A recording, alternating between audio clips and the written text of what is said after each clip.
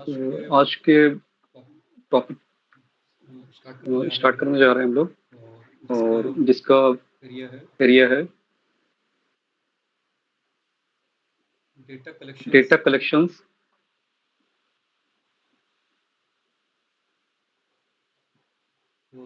तो data collections को पढ़ने से पहले जिसके में हम सबसे पहले ये जानना चाहते हैं कि what is data. Okay, data है क्या, नंबर एक। फिर number two, types of data.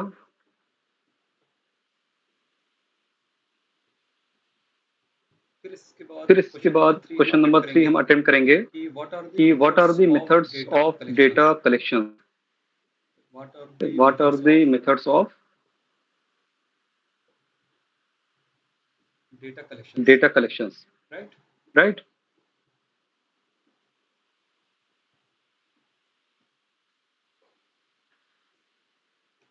तो एनीवन, कोई आप लोगों में से आंसर देना चाहे कि डेटा क्या है।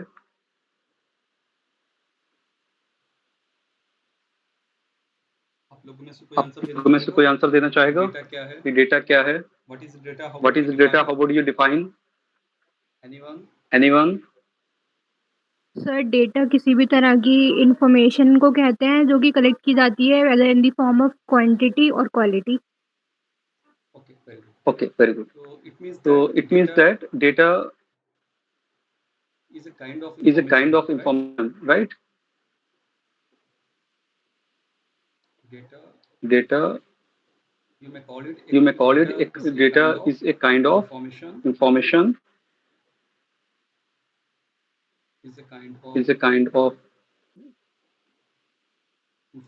information which is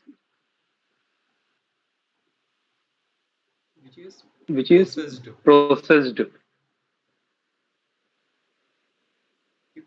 क्योंकि डेटा को अगर हम एक प्रोसेस्ड एंड स्ट्रक्चर्ड, डेटा अगर स्कैटर्ड हो तो we may not called it a data.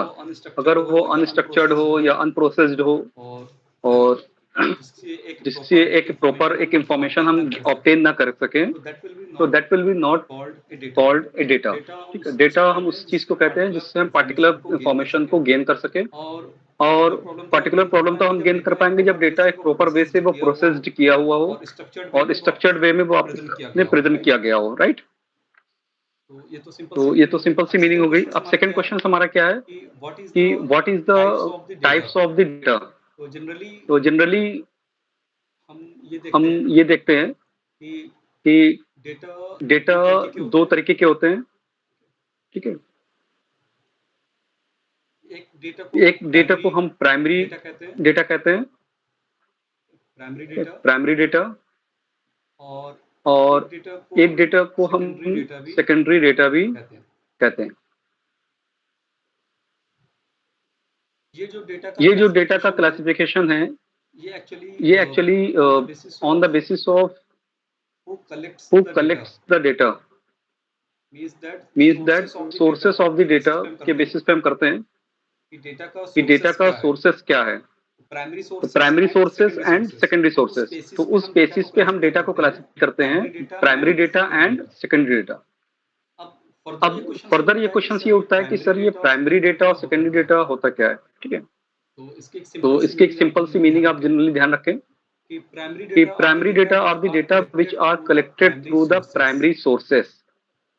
Data are the data which are collected through the primary data are the data which are collected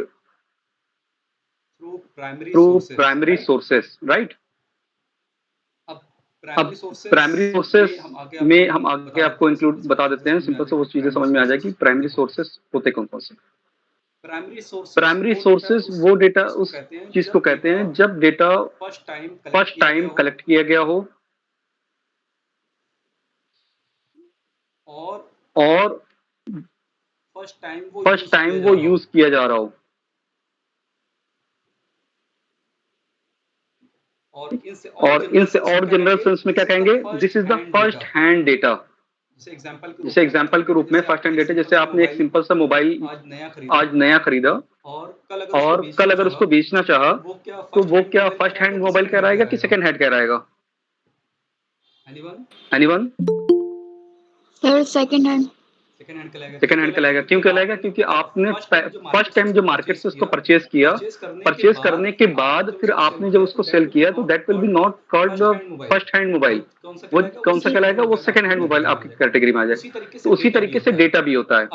अब इसका एग्जाम्पल अभी और हम आगे देंगे कि वो डेटा क्या है, फर्स्ट टाइम उसको कलेक्ट किया जाएगा और फर्स्ट टाइम उसको यूज किया जाएगा। और इसको और जनरल सेंस में क्या है, it will be the first hand data और सिंप्लीफाई प्रेस डेटा।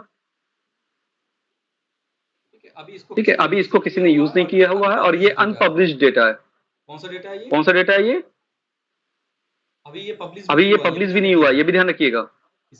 इसके तीन जो पहचान वो है कि फर्स्ट हैंड डेटा होना चाहिए और वो डेटा अभी पब्लिश भी ना हुआ हो, अनपब्लिश डेटा होगा। राइट? यहाँ तक क्लियर है? अब एग्जाम्पल पे हम इसके बाद आते हैं। मीनिंग यहाँ पर क्लियर है सभी को? Yes sir. Okay.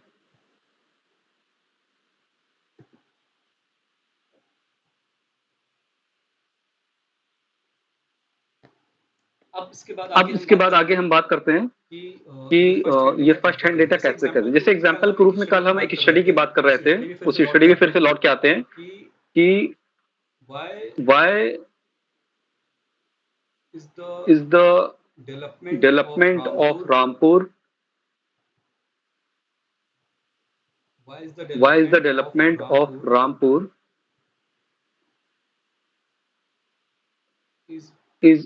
why is the development of Rampur slow? Question mark. तो इसमें हमारे सामने क्वेश्चन था, ये इसी चीज को हम लोग लेके आगे बढ़ रहे हैं धीरे धीरे कि यहाँ पर कि इसको इसलिए क्वेश्चंस लेके माइंड में चल रहे हैं ताकि आपको एक रिसर्च का पॉइंट ऑफ व्यू से पता रहे कि हम जब रिसर्च करते हैं तो उनमें किन किन बातों का ध्यान रखते हैं। तो अब इसके लिए हमारे पास ऑप्शंस क्या है कि इसके लिए अगर हमें डेटा चाहिए कि हम रामपुर का डेवलपमेंट स्लो क्यों है, तो इसके लिए हमारे पास दो रास्ता है। पहले नंबर का क्या है कि हम जो यहाँ के रहने वाले पीपल्स हैं, लोग हैं, उनसे हम जाके सर्वे करें और इनके ओपिनियंस ले लें कि आपके हिसाब से यहाँ का विकास धीमा होने के क्या क्या कारण है। एक लिस्टिंग हमने जैसा कल आपको बताया था कि एक लिस्टिंग कर ले, उस लिस्टिंग में से उनसे ऑप्शंस पूछ ले और अगर उनके पास कोई और ऑप्शंस हो तो वो चीजें कर सकते हैं। तो इस तरीके का जब हम डेटा कलेक्ट करते हैं कि फील्ड में जाके लोगों से मिलके और उनसे डेटा को कलेक्ट कर रहे हैं, तो ये डेटा किस टाइप का होगा? ये डेटा एक तरीके का फ्रेश डेटा होगा और एक तरीके का फर्स्ट हैंड डेटा भी होगा। पहली बार आपने कलेक्ट भी किया है, अच्छा, कि जब आप यूज भी करेंगे तो फर्स्ट हैंड यूज भी हो जाएगा डेटा। और फिर इसके बाद ये डेटा अभी तक पब्लिश भी नहीं हुआ क्योंकि अभी तक डेटा तो आपके हाथ में ही है, डेटा जो आपने कलेक्ट किया हुआ, राइट? तो इसलिए प्राइमरी डेटा, अब सिंपल से मीनिंग क्या आ गई? Primary data is the data which are collected through the primary sources and which are of the first hand nature and use for the first time. Clear हो गया इतना meaning सभी को? Yes sir. फिर आ जाते हैं हम लोग आगे सेकेंडरी डेटा पे।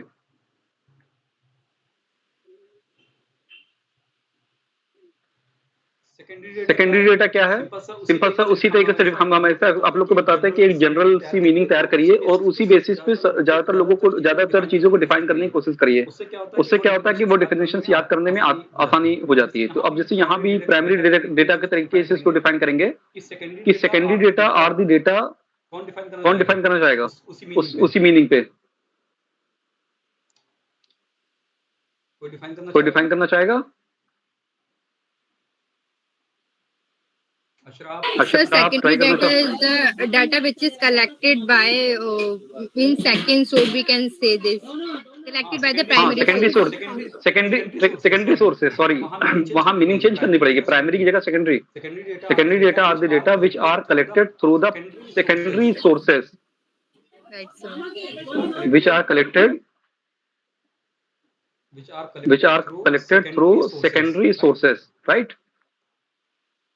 अब यहाँ से आपको देखिए एक चीज सिंपल सा तैयार हो गया, वहां प्राइमरी डेटा प्राइमरी सोर्सेस था और यहाँ सेकेंडरी डेटा में सेकेंडरी सोर्सेस हो गया। अब आपको मीनिंग आसानी से तैयार भी हो जाएगी। और फिर इसमें अब जाहिर सी बात है, यहाँ फ्रेश डेटा है, फर्स्ट हैंड डेटा है, यहाँ अनपब्लिश्ड है। अब यहाँ क्या हो जाएगा?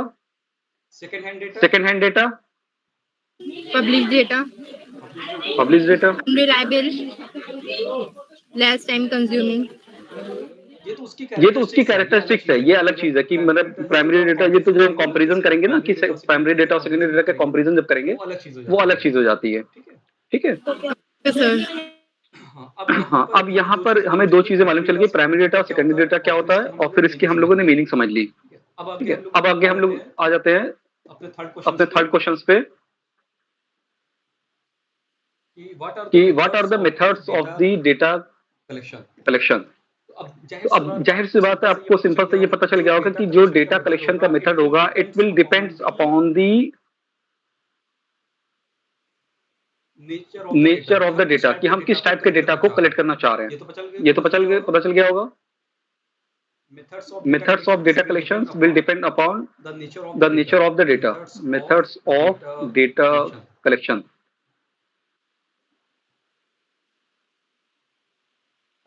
अच्छा, वहां देखिए हम ये बताना भूल गए कि सोर्सेस कौन से होते हैं। सेकेंडरी सोर्सेस में जैसे आपको मान लीजिए कि जो है क्या नाम है, इंडियन इकोनॉमी का जीडीपी का डेटा चाहिए, तो वो डेटा आप जो है आरबीआई के वेबसाइट से भी ले सकते हैं, वो डेटा आप जो है नीति आयोग के वेबसाइट से भी ले सकते हैं, वो डेटा आप जो है नेशनल स्टैटिस्टिक्स ऑफिस के वेबसाइट से भी ले सकते हैं। तो ये सब ऐसे ऑथेंटिक डेटा की वेबसाइट है जहां ये डेटा ये लोग पब्लिश करते हैं। ठीक है, ये सब एग्जांपल्स हैं। और किसी के एनुअल रिपोर्ट्स है, जैसे इकोनॉमिक सर्वे रिपोर्ट है, वहां से आप ये सब सोर्सेस है डेटा, सेकेंडरी डेटा के। इकोनॉमिक सर्वे रिपोर्ट हो गया, आरबीआई की handbooks of statistics on Indian economy हो गया, और जो क्या नाम है इधर नीति आयोग की जो बुक्स पब्लिश होती है उसमें हो गया। ये सब क्या है, सेकेंडरी डेटा के सोर्सेस है, राइट। अब methods of data collection depend करेगा कि विच टाइप्स ऑफ डेटा हम कलेक्ट करना चाहते हैं, प्राइमरी डेटा या सेकेंडरी डेटा। ठीक है, तो जनरली सेकेंडरी डेटा के लिए हमें मेथड्स की बात नहीं करनी पड़ती, क्योंकि सेकेंडरी डेटा ऑलरेडी क्या है, पब्लिश्ड है, किसी ने ऑलरेडी कलेक्ट करके रखा हुआ है, किसी ने ऑलरेडी प्रोसेस करके रखा हुआ है। हमें केवल उसकी वेबसाइट को विजिट करना होता है, और वेबसाइट को विजिट करके वहां से डेटा हम निकाल लेते हैं और निकाल के आसानी से स्टडी करते हैं। इसलिए हम यहाँ पर इसकी कोई जरूरत ही नहीं है। ठीक है, हमें मेथड्स ऑफ डेटा कलेक्शन में बात किसकी करनी पड़ेगी, प्राइमरी डेटा में, प्राइमरी डेटा की कलेक्शन की बात करनी पड़ेगी, क्योंकि ये डेटा फर्स्ट हैंड डेटा होता है, और ये डेटा जो रिसर्चर होता है वो खुद कलेक्ट करता है, राइट। और कभी कभी लेकिन एक चांसेस ये भी होते हैं कि जैसे सपोज करिए कि अशरा और शगुन ने, दो लोगों ने रिसर्च करने की कोशिश की। ठीक है, और मान लीजिए कि शगुन और अशरा का दोनों का टॉपिक सेम था। अशरा ने जो है प्राइमरी सर्वे तो कर लिया, प्राइमरी सर्वे करने के बाद, ये टेक्निकल चीज बता रहे हैं ताकि ध्यान समझ लेना, प्राइमरी सर्वे करने के बाद डेटा तो कलेक्शन कर लिया अशरा ने, लेकिन डेटा का यूज नहीं किया, मतलब अनपब्लिश रह के अशरा के पास ही रखा रह गया। अशरा को किसी वजह से पीएचडी छोड़नी पड़ गई, तो फिर शगुन ने अशरा से कांटेक्ट किया कि आपने जो डेटा कलेक्शन किया था वो मेरे थीसिस में यूज हो सकता है, अगर आप फेवर करना चाहें तो, अगर आप देना चाहें तो दे सकती हैं। तो अशरा ने उठा के ये डेटा किसको दे दिया, शगुन को दे दिया। तो ये डेटा उस टाइम पे भी कौन सा डेटा ही कहलाएगा, ये प्राइमरी डेटा ही कहलाएगा, राइट। इसको ये ध्यान रखिएगा चीजें, क्यों, क्योंकि डेटा फर्स्ट टाइम कलेक्ट हुआ था, इसने कलेक्ट किया होता। अब उसकी दूसरी कंडीशन पूरी नहीं हुई कि ये फर्स्ट टाइम यूज नहीं हुआ अभी। ठीक है, तो इसलिए इसकी फर्स्ट टाइम कलेक्टेड और फर्स्ट टाइम यूज दोनों कंडीशन इसकी जब पूरी होगी तब वो क्या हो जाएगा, सेकेंडरी डेटा बन जाएगा, राइट। और पब्लिश भी नहीं हुआ है, तीनों चीजें नहीं हुई है। इतनी बात समझ में आ गई है? Yes sir. ठीक है, अब आगे हम लोग बढ़ते हैं इसमें। तो अब हमें बात किसकी करनी पड़ जाएगी कि डेटा कलेक्शन में प्राइमरी डेटा की, कि प्राइमरी डेटा को कैसे कलेक्ट किया जाता है, राइट। Definition हमने पढ़ ली कि primary data are the data which are collected through the primary sources and which is of the first hand data used for the first time and this is the unpublished data। ठीक है, number 1।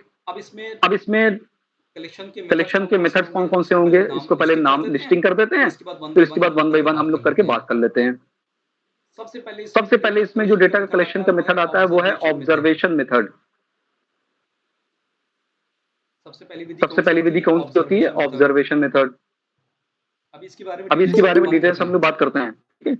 One by one करके पहले बात करते हैं। Observation method. Pin number 2 experiments method.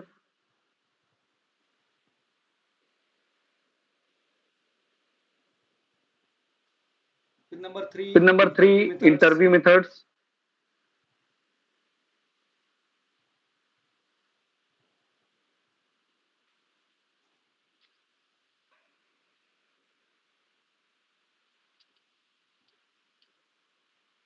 फिर number 3 survey method. सर्वे में फिर 2 तरीके का आ जाएगा आपका क्वेश्चनेयर। पर यहाँ मेथड लगना भूल गए, ये लिख लीजिएगा आप लोग। सर्वे मेथड्स। मेथड्स में फिर 2 तरीके की बात आ जाएगी, क्वेश्चनेयर और शेड्यूल। अभी ये डिफरेंस बता देंगे कि दोनों में क्या क्या है, ठीक है? फिर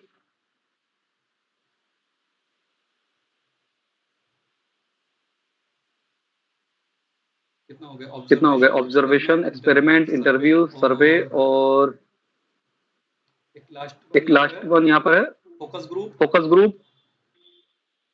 हालांकि फोकस ग्रुप भी ये ऑब्जर्वेशन में ही चला जाएगा, क्योंकि ऑब्जर्वेशन में भी अगर आप कई तरीके की चीजें देखेंगे तो ये चीजें वहीं पर आपको मिल जाएगी।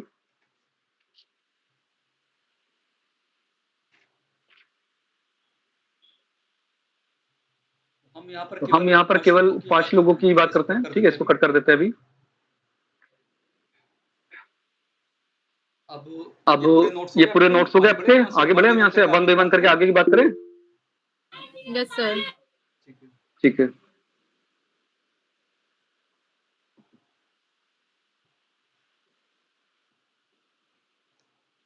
अब हमें याद दिलाते रहना सीक्वेंस वाइज, ठीक है? अब नंबर 1 पहले बात करते हैं ऑब्जर्वेशन मेथड की। ये सब डेटा कलेक्शन के मेथड्स हैं, ठीक है? Observation methods.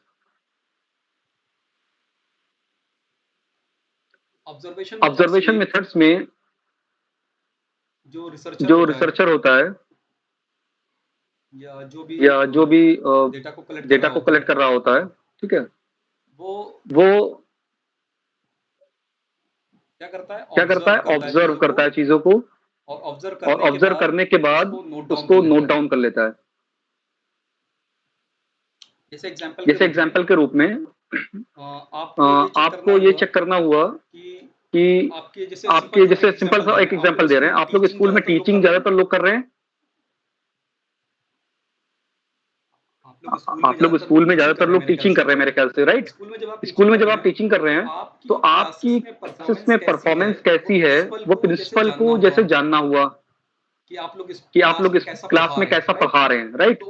तो उनके पास क्या ऑप्शंस है कि आपकी परफॉर्मेंस कैसी है क्लास में? कोई बताना चाहेगा?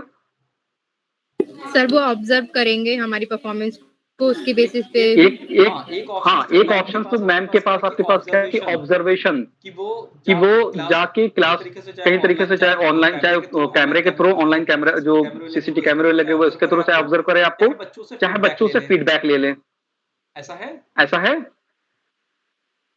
Right sir. चाहे वो स्टूडेंट से फीडबैक ले लें। तो अब स्टूडेंट से फीडबैक लेंगे तो स्टूडेंट से वो क्वेश्चन पूछे कि आपके टीचर ने कैसा पढ़ाया, उनकी क्लासेस में वो कैसे बता रही हैं, और उन्होंने सही से समझाया कि नहीं समझाया, कि ये कंसेप्ट आपका क्लियर हो रहे कि नहीं। कई सारे क्वेश्चंस उनके होंगे जो स्टूडेंट से वो पूछेंगे आपकी एब्सेंस में, ना कि आपकी प्रेजेंस में, राइट? ऑब्जर्वेशन में प्रिंसिपल क्या देखेंगी? वो आपके क्लास में आराम से इंटर करेंगी और आपको पढ़ाते हुए देख के वो आपसे कहेंगे आप आराम से कंटिन्यू करिए, पढ़ाते रहिए।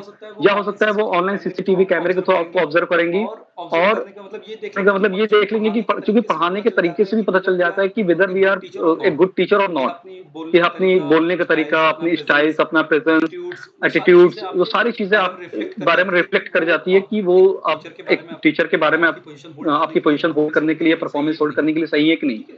ठीक है, तो सारी चीजें नोट डाउन करके टीचर चली जाती हैं और वो आपके परफॉर्मेंस को मतलब सही योग जो भी उनको परफॉर्मेंस में ग्रेडिंग करनी होती है वो कर लेती हैं। तो इस तरीके के जो कंसेप्ट होते हैं उसी तरीके से जैसे आपको बच्चे का परफॉर्मेंस चेक करना, जैसे आपको सर्वे करने के लिए कहा जाए कि आपके क्लास में जो है बच्चे कैसा जो है परफॉर्मेंस कर रहे हैं, तो आप भी दो तरीके के रास्ता अपना सकती हैं कि ऑब्जर्वेशन कर सकती हैं कि स्टूडेंट जो है पढ़ने लिखने में कैसा है, वो आंसर राइटिंग में कैसा है, उसकी चीजें करिए। एक तरीका तो आपके पास ऑब्जर्वेशन है, दूसरा रास्ता क्या, उनका टेस्ट करा लें बच्चों का। उस टेस्ट में बच्चे फेल होते हैं, पास होते हैं, उसके थ्रू आप उसको इवेल्युएट कर सकती है उनके परफॉर्मेंस को। तो ये चीजें क्या कहलाती है हमारी ऑब्जर्वेशन मेथड में। जो भी चीज हम इवेल्युएट करना चाहते हैं, जैसे हम ये देखना चाह रहे हैं कि उनकी स्पीकिंग स्किल कैसी है। अब जैसे ऑब्जर्वेशन में हम ये चेक करना चाह रहे हैं कि स्पीकिंग स्किल कैसी है बच्चों की, तो एक तो उनसे बोल के चेक कर सकते हैं। दूसरा राइटिंग स्किल कैसी है, उनकी राइटिंग नोट्सबुक देख सकते हैं। ठीक है, फिर उसके बाद हम जैसे ये चेक करना चाहें कि डिसिप्लिन में बच्चा कैसा है। ये सब क्या है, ये सब एक ऑब्जर्वेशन के थ्रू भी तो कर सकते हैं ना, कि उसकी ड्रेसिंग कैसी है, चीजें कैसी है। इस तरीके से करके हम ऑब्जर्व करके एक इसमें मान लीजिए 4 पैरामीटर बना दिया हमने। एक पैरामीटर बना दिया कि वेरी गुड, फिर एक बना लिया गुड, और फिर एक बना लिया सेटिस्फैक्टरी, और एक बना लिया कि बिल्कुल बेकार, बैड। ये 4 बॉक्स बना लिए। चारों बॉक्स में हमने ऑब्जर्वेशन किया। मान लीजिए स्पीकिंग बहुत अच्छी है तो आपने वेरी गुड दे दिया। आपने देखा राइटिंग स्किल बहुत अच्छी नहीं है लेकिन सही है, तो आपने इस पे टिक कर दिया। फिर आपने देखा डिसिप्लिन के मामले में भी बहुत अच्छा है, ठीक है, वेरी गुड कर दिया। तो ये जो डेटा आपने अभी कलेक्ट किया इसके थ्रू, तो ये कौन से मेथड का कहलाता है? Observation method. क्लियर है इतना? Yes. ठीक है। अब इसके बाद नेक्स्ट टाइम पे हम लोग आगे बढ़ते हैं। दूसरा हमारा स्टेप्स क्या है? इसके बाद दूसरा बताइए। शगुन दूसरा बताओ। दूसरा टॉपिक क्या था? Sir experiment method. एक्सपेरिमेंट, ठीक है।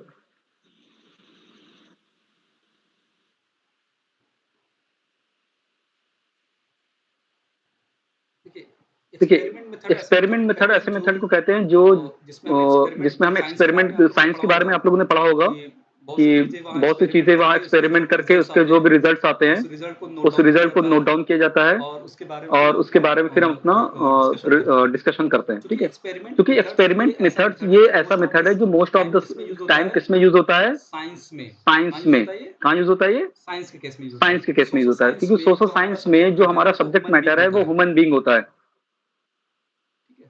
ठीक है, सोशल साइंस में हमारा जो सब्जेक्ट मैटर है वो कौन है? ह्यूमन बीइंग है। और ह्यूमन बीइंग पर एक्सपेरिमेंट करना आसान है? नहीं सर, आसान नहीं ना। तो इसलिए ये मेथड ज्यादातर कहाँ यूज होता है? साइंस में यूज होता है। साइंस में जो जितने साइंटिस्ट वगैरह होते हैं वो जैसे करते क्या है, जैसे आप लोगों ने पढ़ा होगा कि उन्होंने जो है कोरोना वैक्सीन बनाने से पहले कई चीजों पर उसको एक्सपेरिमेंट किया कि ये सक्सेसफुल होगी कि नहीं होगी, चीजें कैसा होगा। तो ये सक्सेसफुल हुआ कि नहीं हुआ, ये चीजें ये एक्सपेरिमेंट करते हैं। एक्सपेरिमेंट करने के बाद उसका जो रिजल्ट आता है वो नोट डाउन करते हैं कि हाँ इसका, अगर हमने जो है क्या नाम है चूहे पर एक्सपेरिमेंट किया ये सक्सेसफुल रहा, लेकिन रैट इसका अगर हम जो है ह्यूमन पर एक्सपेरिमेंट करेंगे सक्सेसफुल होगा कि नहीं होगा। फिर ये क्या करते हैं, क्या 1-2 लोगों के ऊपर ये इसको वैक्सीन लगा के देखते हैं, उनको ऑब्जर्वेशन में रखते हैं कि हाँ इस वैक्सीन का कोई ज्यादा असर नहीं पड़ा, हाँ ये ह्यूमन पर सक्सेसफुल रहा। तो इस तरीके से वो रिजल्ट निकाल के इसको एक्सपेरिमेंट करके देखते हैं। ठीक है। फिर थर्ड पॉइंट पर हम लोग आते हैं। इसके बाद तीसरा पॉइंट क्या है? Interview method sir.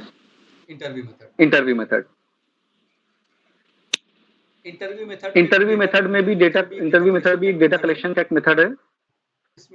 इसमें जैसे आप लोगों ने बहुत से न्यूज चैनल्स वगैरह देखे होंगे जिसमें पार्टिकुलर्स को बुलाकर उनसे क्वेश्चन आंसर किया जाता है। देखा है कि नहीं देखा न्यूज चैनल वगैरह पे? क्वेश्चन एंड आंसर सेशन, हाँ क्वेश्चन एंड आंसर सेशन होते हैं। उसमें उनसे पार्टिकुलर तरीके के क्वेश्चंस पूछे जाते हैं और उस क्वेश्चन पे उनके ओपिनियन क्या किए जाते हैं, नोट डाउन किए जाते हैं।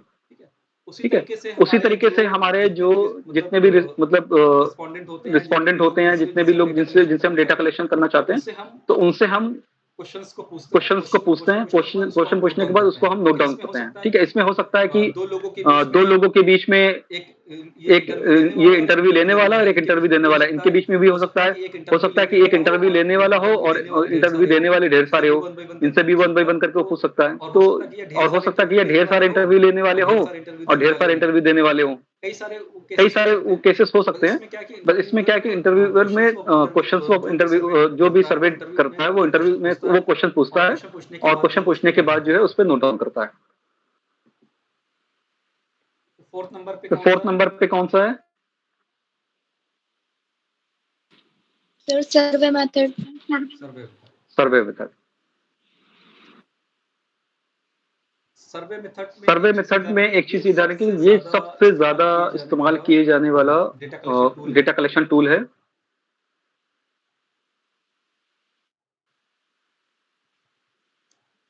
इसमें सर्वे मेथड में क्या किया जाता है कि पहले जो भी रिसर्चर होता है वो अपना पर्टिकुलर एरिया को डिफाइन कर लेता है कि उसको कहाँ का सर्वे करना है। सर्वे एरिया वो ऑप्ट कर लेता है। सर्वे एरिया जैसे सपोज करिए कि आप लोग कुछ लोग तो रामपुर सिटी के रहने वाले हैं, तो ऐसा तो है नहीं कि रामपुर का पूरा अकेले डिस्ट्रिक्ट कर सकते, पूरा अकेले वो सर्वे कर लेंगे। उन्होंने सपोज करिए कि रामपुर का एक हिस्सा केवल चुन लिया, वो है सिविल लाइंस का एरिया। ठीक है, तो उन्होंने ये एरिया टारगेट कर लिया कि ये एरिया का वो सर्वे करेंगे। अब इस सर्वे को करने के लिए वो दो चीजें बना सकते हैं, एक क्वेश्चनर बना सकते हैं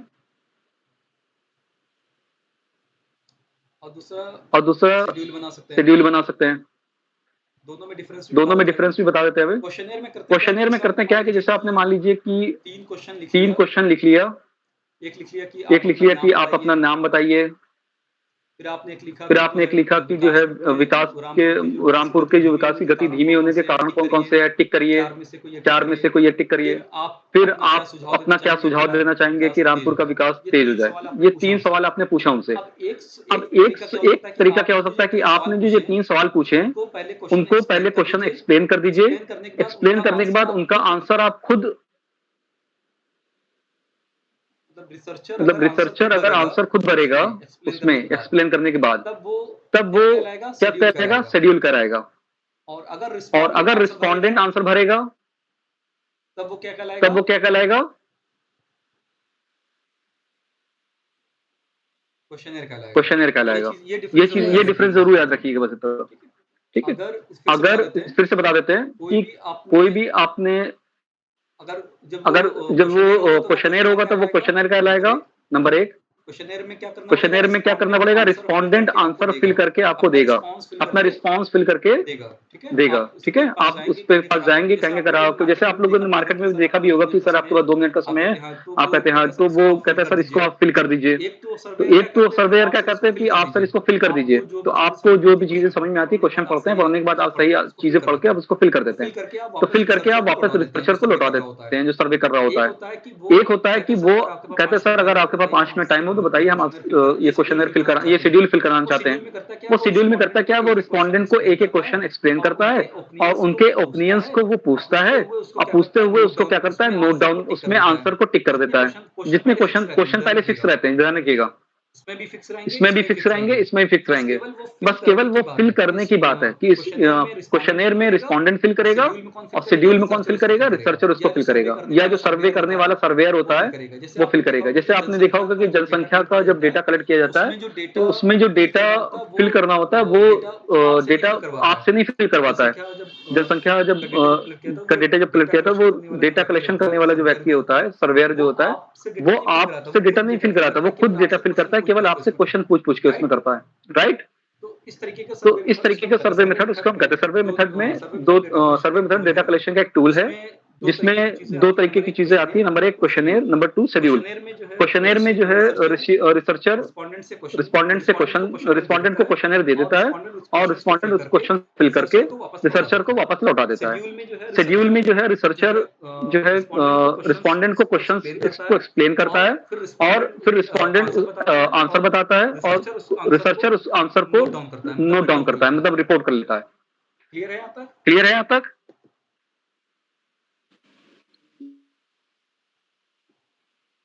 यहाँ तक क्लियर है आप लोग को? Yes, sir. लास्ट वाला और अब लास्ट वाला और कौन सा मेथड है? लास्ट में बताओ। लास्ट बताओ। So focus group. Swarm group. Focus group. हालांकि हालांकि ये भी एक तरीके का उसमें ऑब्जर्वेशन में ही आता है, लेकिन एक इसमें थोड़ा सा लिटिल बिट डिफरेंस ऑब्जर्वेशन से अलग है। ऑब्जर्वेशन से अलग क्यों है? इनको पार्टिकुलर प्रॉब्लम दे दी जाती है। क्या दे दिया था? क्या दे दिया था? पार्टिकुलर जो रिसर्च प्रॉब्लम है वो दे दिया जाता वो दे दिया जाता है। जैसे हमने आप लोग को शुरुआत में समझाया होगा कि हमारा पार्टिकुलर रिसर्च प्रॉब्लम क्या थी कि why the development of the Rampur is slow. इनको पार्टिकुलर प्रॉब्लम दे दिया जाता है। इस फोकस ग्रुप में 4 से 5 लोग होते हैं जो ऐसे लोग होंगे जिनका एक्सपर्टीज होगा। एक्सपर्टीज मतलब जैसे एक्सपीरियंस होगा उनका, पास्ट एक्सपीरियंस, या जैसे एज आपने जैसे सुना कि जो यहाँ के ओल्ड एज के लोग होंगे, थोड़ा पढ़े लिखे होंगे, है ना, तो उनके पास एक्सपीरियंस होगा कि उन्होंने रामपुर में कई जनरेशंस देखी होगी, रामपुर के बारे में उनको अच्छे से जानकारी है। जैसे आपने कई लोगों को पढ़ा होगा कि रामपुर के बारे में अच्छी खासी जानकारी रखते हैं, उन्होंने काफी अच्छे से पढ़ा हुआ है रामपुर के बारे में, एजुकेटेड है, रामपुर के बारे में काफी स्टडी किया हुआ है। आपने ऐसे 4-5 लोग को कलेक्ट मतलब उनसे मीटिंग करके उनसे एक रिक्वेस्ट करके एक फोकस ग्रुप बना लिया, एक डेट डिसाइड कर ली, उस डेट में सभी ये 4 से 5 लोग आ गए, उनको अपने पार्टिकुलर प्रॉब्लम को एक्सप्लेन कर दिया। एक्सप्लेन करने के बाद अब ये 4 से 5 लोग आपस में डिस्कशन स्टार्ट करेंगे। डिस्कशन स्टार्ट होगा। डिस्कशन में आर्गुमेंट एंड काउंटर आर्गुमेंट्स होंगे। क्या होंगे? Arguments and counter arguments. ठीक है।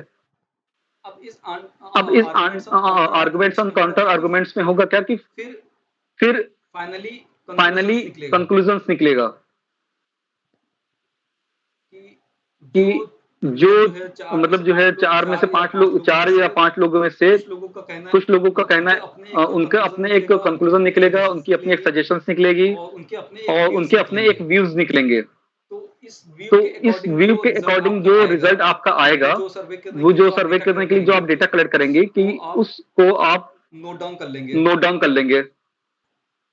ये भी एक प्राइमरी डेटा कलेक्शन करने का एक टूल है फोकस ग्रुप। ठीक है, तो ये थोड़ा समझ गए। यहाँ आप ऑब्जर्व कुछ नहीं करते हैं, यहाँ केवल आपने इनको प्रॉब्लम दे दिया, एक्सप्लेन कर दिया, सारी चीजें बता दी।